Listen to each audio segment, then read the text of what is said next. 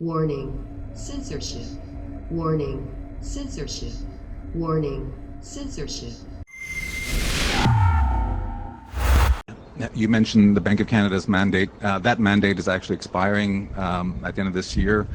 If re-elected, it's probably the review or the extension of the mandate is probably the first big economic policy decision you'd make after the election. There's some talk of allowing the Bank of Canada to make some tweaks to the mandate to give it a little bit more flexibility to tolerate higher inflation, so it could, help stimulate the economy a little bit more in this very difficult time. Do you have a position on the mandate? Would you support a slightly higher tolerance for inflation? I don't know. When I think about the biggest, most important economic policy this government, if re-elected, would move forward, you'll forgive me if I don't think about monetary policy. What? You'll forgive me if I don't think about monetary policy? Monetary policy is a phrase that I bet you 9 out of 10 folks on the street wouldn't know what that means, because it's another way of saying inflation. Monetary policy means how to control the money supply and have interest rates go up and down. Interest rates are going up. The price of goods is going up. What you spent $1 for last year is maybe $1.05 or $1.10, depending on the good. Justin Trudeau says he doesn't give any thought to monetary policy, even though it's his job to do so. The Government of Canada and the Bank of Canada jointly come up with the mandate. You heard the reporter no more than Trudeau. What's the plan for the next 5 years for inflation? He doesn't know. He doesn't care. No one briefed him on it. It's not as much fun as selfies. Joining us now to talk about this is our friend Spencer Fernando from SpencerFernando.com. Great to see you again, Spencer. Do you think he was just being flippant, or do you think it's true that he just actually doesn't think about inflation? He doesn't think about monetary policy. It's just, it's for the other kids to handle. He's interested in the fun stuff. Yeah, unfortunately, I do think it is true, actually. He's obviously someone who doesn't take a lot of that stuff seriously. You look at his view on the economy, it's obviously just spend as much money as possible, throw money out the door, and then, we'll see what happens. But he thinks he's going to get political credit for just spending a bunch of money. And I don't think he really cares about the long-term consequences. And either doesn't understand the impact that just, throwing a bunch of money out the door has, or he doesn't care. I suspect it's a bit of both.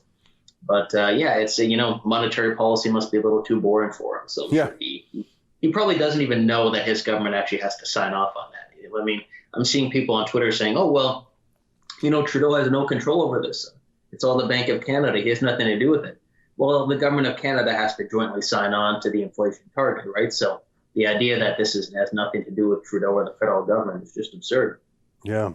It makes me think of two other comments that Trudeau made off script, or maybe, who knows, maybe they were rehearsed. Remember when he said, budgets will balance themselves? He said that once, and he said, we'll grow the economy from the heart out. I don't think he made that little heart symbol with his hands that he normally does.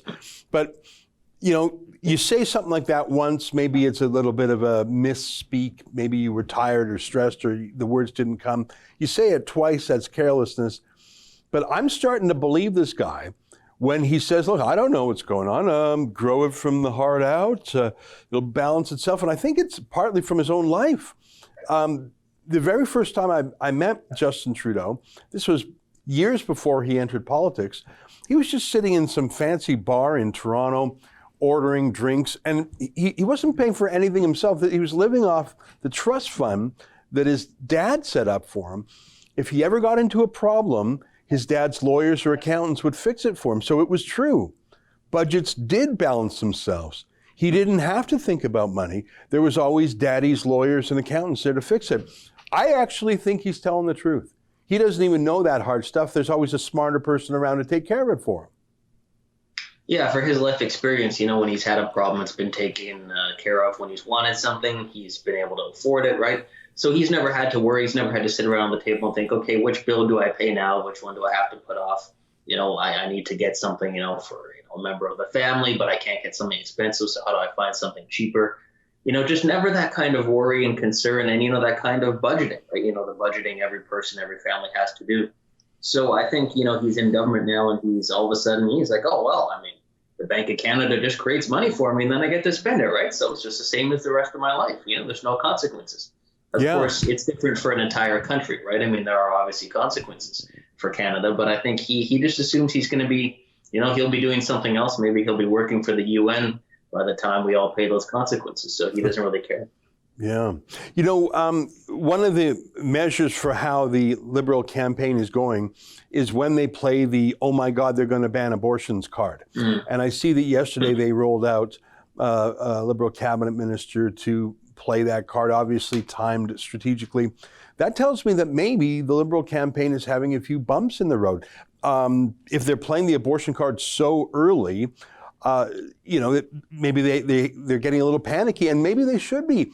Nova Scotia, and I don't think a lot of folks outside the province were paying close attention to their provincial election, but the incumbent Liberals lost.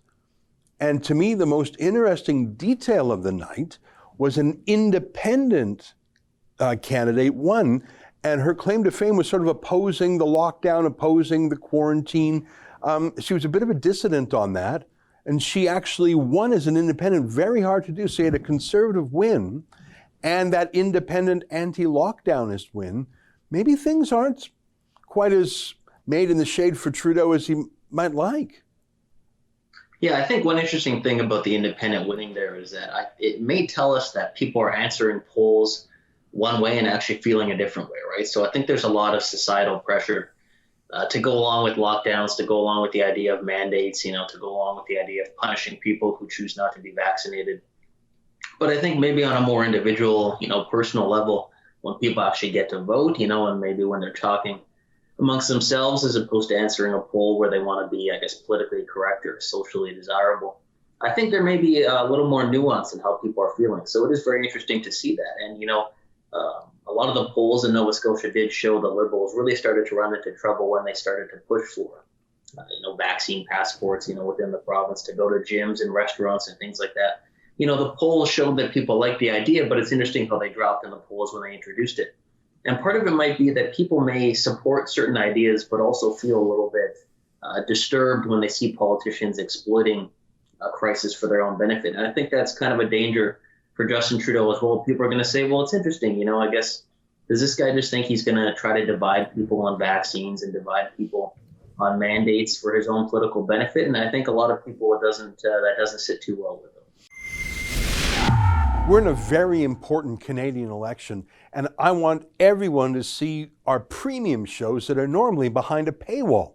So during the election, anyone can get free access to our special premium shows, my nightly show, a weekly show by Sheila Gunn Reid and David Menzies and Andrew Chapados, by going to rebelnewsplus.com and using the promo code ELECTION, and you'll see the good stuff for free.